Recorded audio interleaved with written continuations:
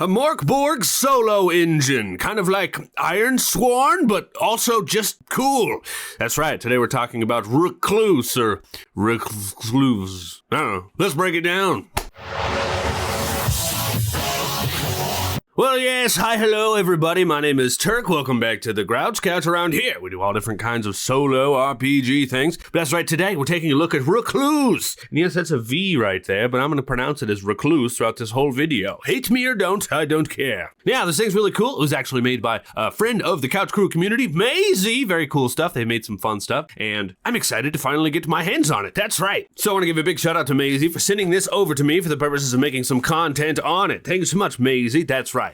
Now, as of today, I think this video going up could be also yesterday. I don't know. This week, a Reclvse version 2 is actually launching on BackerKit. Let's look. And obviously I'm recording this now, so the timer, but by the time this video goes up, that timer will have ended. That's crazy. It says 2 minutes. We'll check back in 2 minutes to see what this looks like. How about that? That's crazy. Yes, we're at 0 seconds. Let's give her a refresh. Ha ha ha! Here we are. Oh yeah, we have 7 days. Their goal is 777. So get over there and check it out, you guys. Oh, I just watched the first one come in. Did y'all see that? That's pretty sick. I got that on camera. What's up, Maisie? You love to see it. Okay.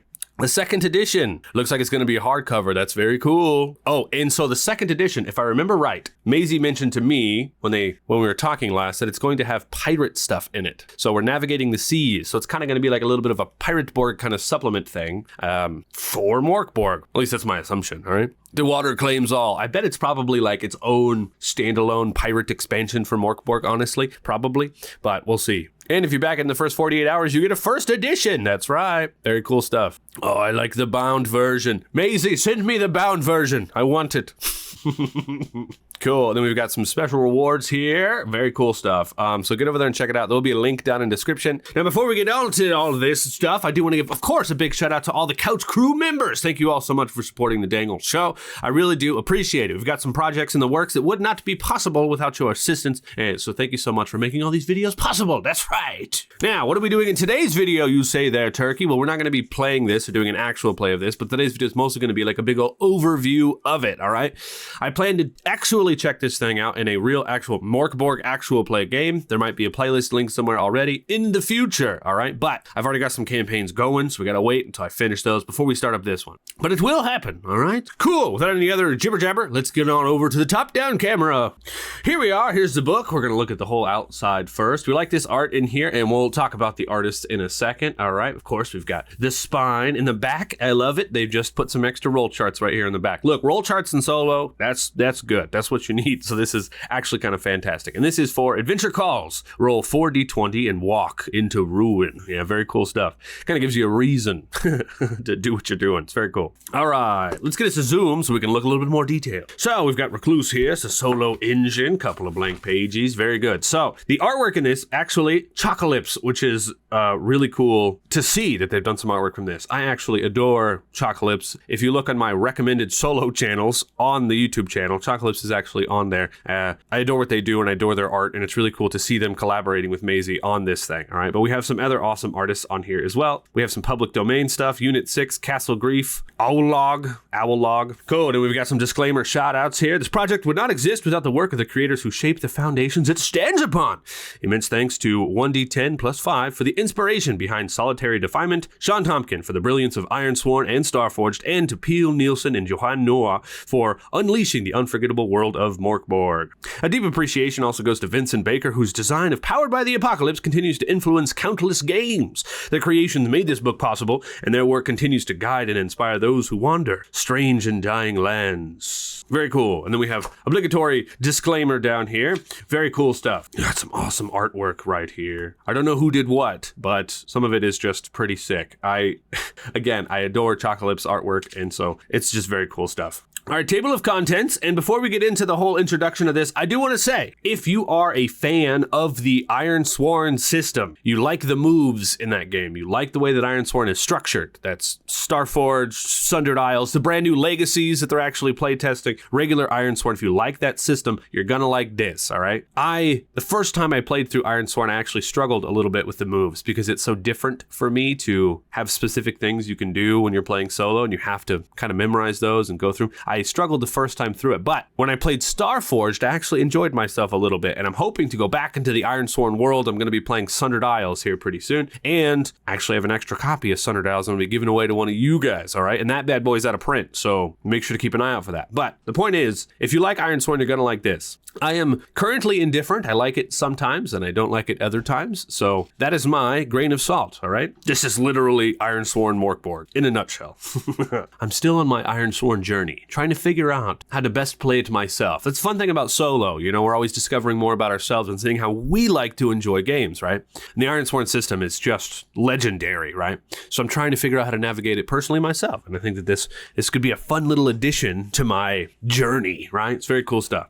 All right, moving on back to the book. This book is a tool for wandering the dying world alone. It is a framework for solo play built on top of Borg's beautiful rot, shaped by the spirit of solitary defilement, alone in the crowd, Starforged, and the many brilliant engines that taught me how to crawl through a world without a GM. Everything inside is meant to help you explore dungeons, stalk ruined streets, seek strange connections, hunt for scraps of meaning, and watch your characters struggle against a setting that does not care if they survive. You'll find systems for quests, travel, cities, dungeons, encounters, and oracles, all meant to give you the structure when you need it, and get out of your way when you don't. It is a toolbox first, and a rule set second. Use all of it, some of it, or none of it. Bend it, carve it, or replace it entirely. This is your game, your world, and your ruin to wander through. I really like the little dolls artwork down here. It's very cool.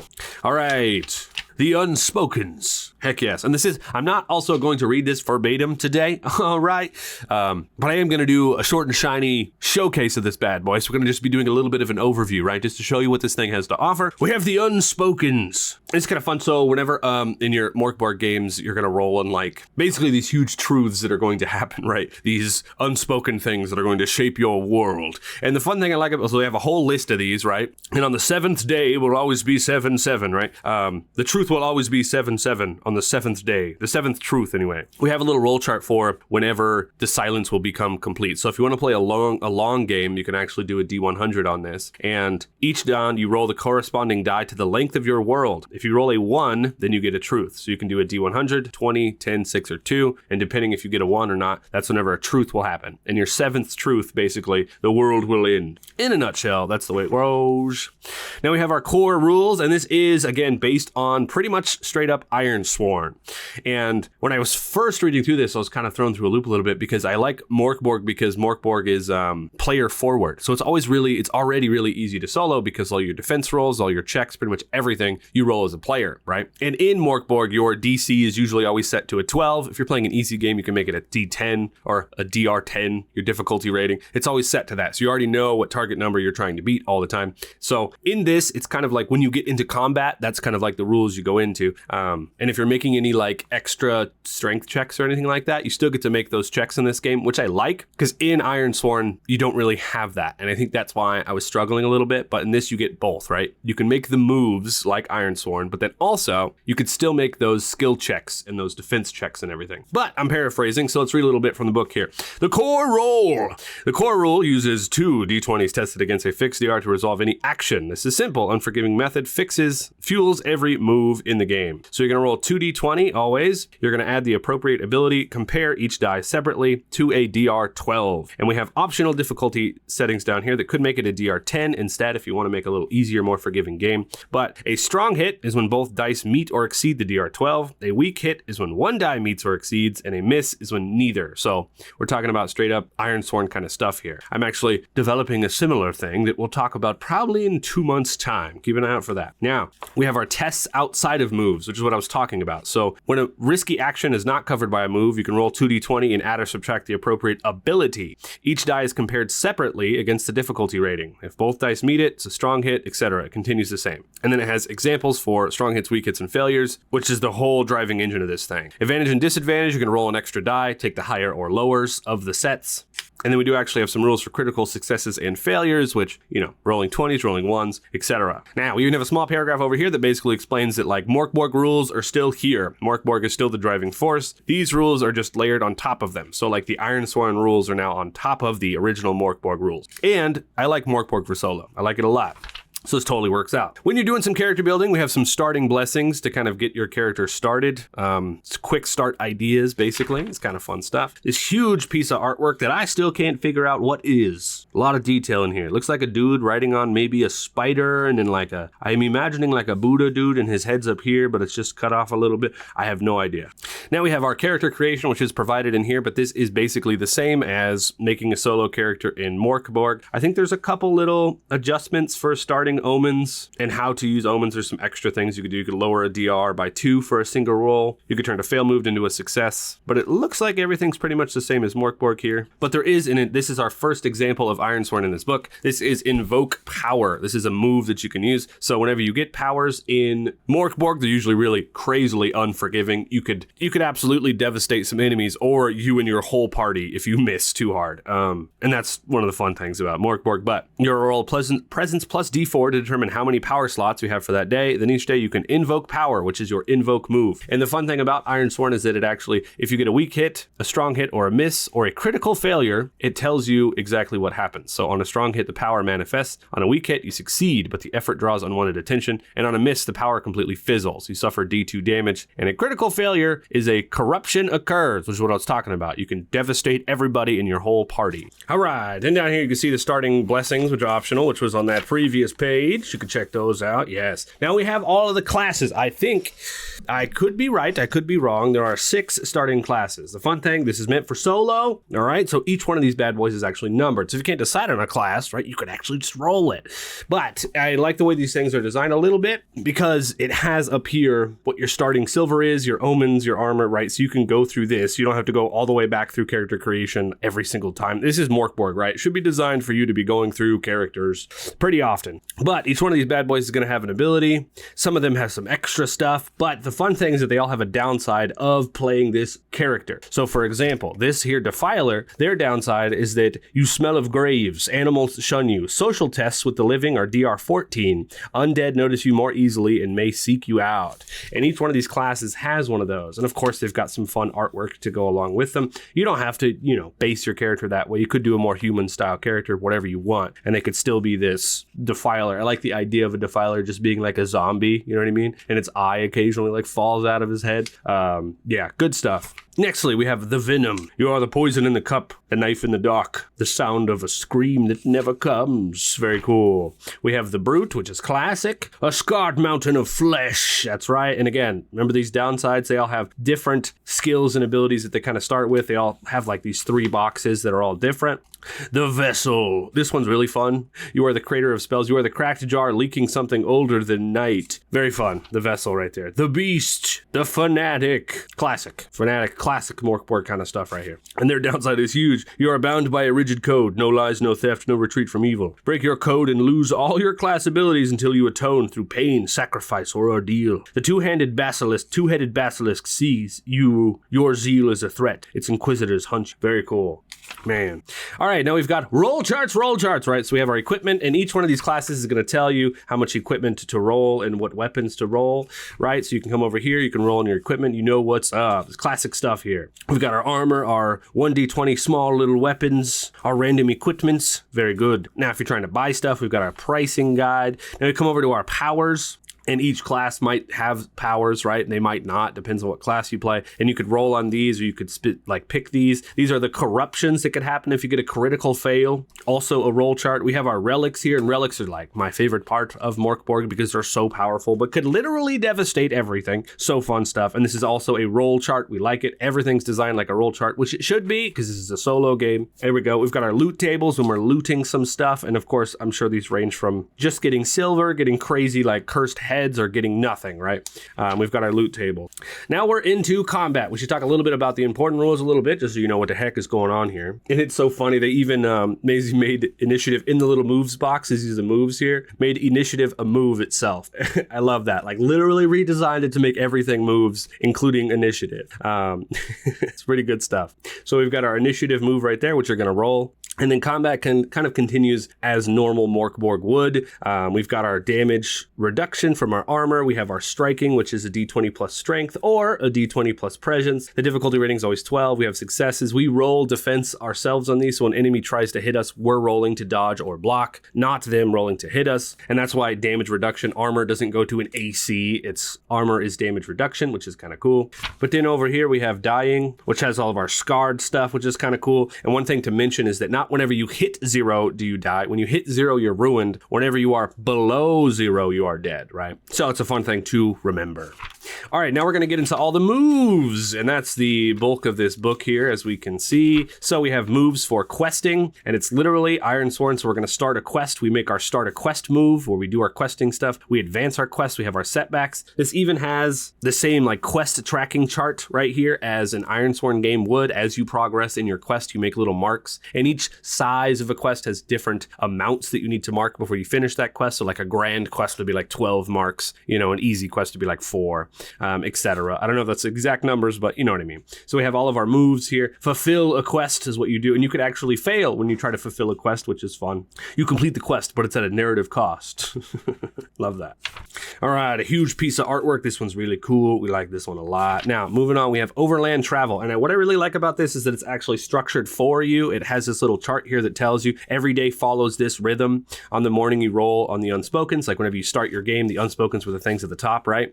And then you use the weather move to figure out what the weather's like, because the weather could be good or really bad. And then you prepare, right? So you do whatever your character wants to do. And then we make our moves, right? We hunt, forage, travel, move. And then on the evening, we consume a ration and we rest. And then at night, if camping outdoors, you trigger a night encounter move. It's kind of cool. It has a little structure there for you. And these are all the moves. And then it actually has the environmental hazards, a little explanation of that, and terrain types. And I like all these little artworks all over the place. It's fun. Hold your bearing. So there are, if you're unfamiliar with Iron Sworn, there are some moves you might roll that might activate another roll. So like if you're facing in the wilds, you might fail and it'll tell you have to make a new hold your bearing move, if that's what it is. But for example, and then we have, the summary of the travel loop. So it explains it in a little bit more detail, but you just follow through that loop every day as you're traveling. I think that's fun.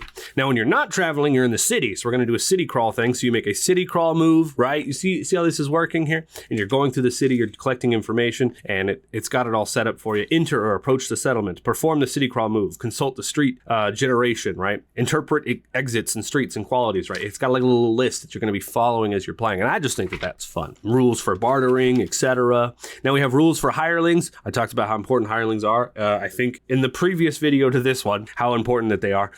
So we have rules for these as well. We have our traits here. We have our morale for our hirelings, which I think is just clever. It's important to have hireling morale. I was actually working on like a similar thing. Anyways, then we have a whole hireling example here, what they might look like. That guy there, yes, look at this art piece. Very fun. All right, connections. Now we have whole rules for connections, and they kind of move forward just like the tracks from Iron Sworn. You're connected with other people, stuff like that. This is probably my favorite art piece from this book here. This little caricature right there. I don't know where it came from or who did it, but very well done. So we're going to be following our connections on tracks just as well, and we have moves to enhance or develop our connections. Very cool stuff. We also have moves for dungeon crawling. If you're going through a dungeon, you'll follow these moves instead. And they all follow that similar format. They have the little list for you to follow, which I think is important. Hearth is basically like resting, I think. Chilling out. Claim a shelter. So if you want to make a home here in the undying world, you absolutely can. And we have home locations as a roll chart right there. Maintain your shelter, build or barricade. Now we're getting into the fun stuff, which is the roll charts, my favorite part. So we have full roll charts for all the beasts and everything. It's really cool stuff.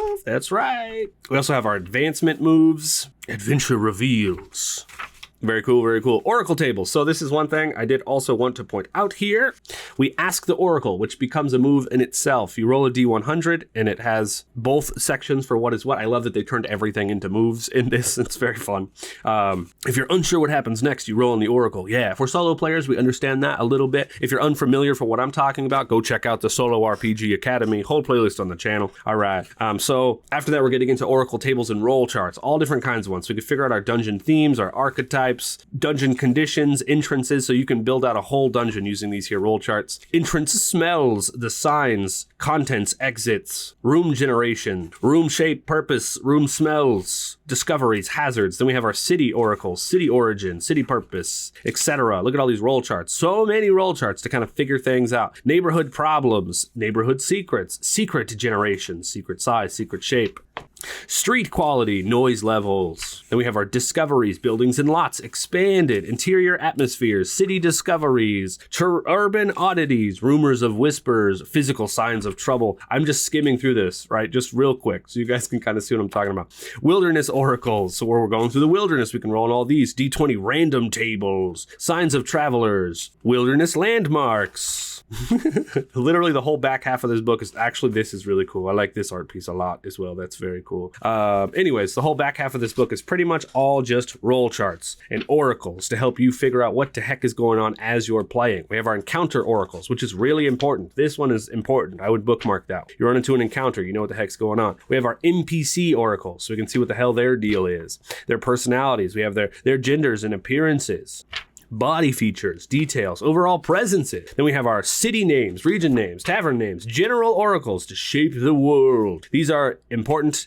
These are probably the ones that I would be rolling on the most, the general oracle. So you'll roll an action and you'll roll a theme or focus, descriptor, and I think all these should be themed towards the dark world of Borg. So we have drift, collapse, wait, warn. These are actions, so they're verb oracles. And then over here we have theme oracles, corruption, change, pain, isolation. Yeah, they look themed pretty good. So if you're doing a dark game, honestly, just having this book for some oracles, even if you aren't using the system, sick, right? We're solo players, so we use resources from all over the place when we're playing our games, right? Our focus tables as well. And that would be the end of it. We have the appendicize right there, and that's the end. Cool. I'm going to give myself away a little bit here. I actually had to go pick up my car from the mechanic. So it's actually, I left it in the middle there. But let's go and see how the backers kit's doing. Look at that, 19 backers. We're already almost to the goal. That's crazy. Check it out, everybody. This is Ironsworn Borg, basically. Or Reclvse, if you want this, or version 2, which is going to include pirates and other kinds of themes and things. You can hop over to the backer kit, check it out. Be links down in the description. Big shout out to Maisie for sending this over to me to do some video coverage of it. I'm probably going to be playing this thing and using it in other videos and other kinds of stuff over the course of the next few months. So make sure to keep an eye out for that. Once I return to my Borg campaign, I'm probably going to use this bad boy so I can figure out Ironsworn a little bit more. That's right. Thanks everybody so much for watching. Big thanks to the couch crew. All you guys enjoy yourselves. Be good to each other. And remember, take a seat on the couch by subscribing, or at least until you find yourselves stuck in the undying world yourselves. Roll on that, weirdos. And I'll see you next time. Toodaloo.